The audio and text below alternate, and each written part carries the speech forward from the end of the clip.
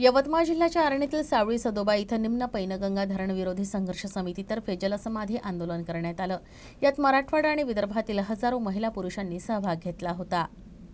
निम्न पैनगंगा धरण विरोधी संघर्ष समितीच्या वतीनं आयोजित 5 डिसेंबरच्या जलसमाधी आंदोलनामध्ये मराठवाडा आणि विदर्भातील हजारो महिला पुरुषांनी सहभाग नोंदविल्यानं प्रशासनाची एकच तारांबळ उडाली। एकंदरीत पैनगंगेच्या पात्रात 5 ठिकाणी जलसमाधीचा कार्यक्रम धरण विरोधी संघर्ष समिती आणि पोलिसांच्या समन्वयानं निर्विघ्नपणे शांततेत पार पडला।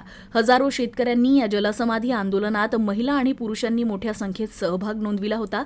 एकाच वेळी पैनगंगेच्या नदीपात्रात 5 ठिकाणी शेतमजूर शेतकरी शेकडोच्या संख्येनं एकाच वेळी जलसमाधी घेण्याच्या उद्देशानं नदीपात्रात शिरल्यानं पोलिसांची काही काळ तारंबळ उडाली होती। मात्र धरण विरोधी संघर्ष समितीच्या कार्यकर्त्यांनी शांततेनं जलसमाधी आंदोलन करण्याची विनंती केल्यानं पोलिसांच्या सहकार्यानं एकंदरीत जलसमाधी आंदोलन शांततेत पार पडलं।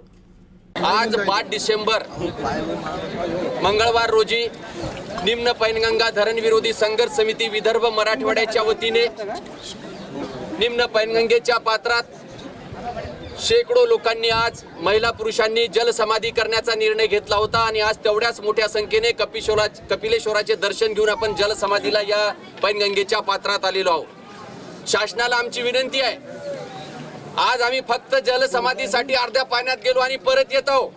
पोलिसांचं आम्हाला सहकार्य मिळालं, त्यांनी आम्हाला काढलं म्हणून आज आम्ही परत येत आहोत। परंतु यानंतर आम्ही पैनगंगेच्या पात्रात आमच्या लाशा जातील, परंतु आम्ही परत येणार नाही। तुम्ही कुठेतरी सुधरावं, शासनाला ही माझी विनंती आहे। पैनगंगा धरण विरोधी संघर्ष समितीचा लढा हा कोण्या पक्षाविरुद्ध, कोण्या गटाविरुद्ध, कोण्या व्यक्तीविरुद्ध नसून आमचं जीवन आम्हाला जगायचं आहे, आम्हाला मरणापासून वाचायचं आहे। 95 गावापैकी 46 गावं ही आदिवासी पेसा झोनचा अहवाल जाऊ द्या। आम्ही आज जीव द्यायला निघालेले लोक तुमच्या विनंतीला मान ठेवून आम्ही पैनगंगेच्या पात्रातून बाहेर येतो। आमचा जीव घेण्याचा कोणी प्रयत्न केला तर आमच्या हातून कोणाचा जीव जाईल याचा नियम नाही। मरता वो क्या नाही करता ही म्हण आहे। मरणारा माणूस दुसऱ्याला मारू शकतो, स्वतःचा जीव देऊ शकत नाही। म्हणून तुम्ही 95 गावच्या 1.5 लाख लोकांना का वेटीस धरताय? कशासाठी प्रकल्प पाहिजे आहे? कोणत्या ग्रामसभेने तुम्हाला परवानगी मागितली? कोणत्या ग्रामसभेने तुम्हाला परवानगी दिली?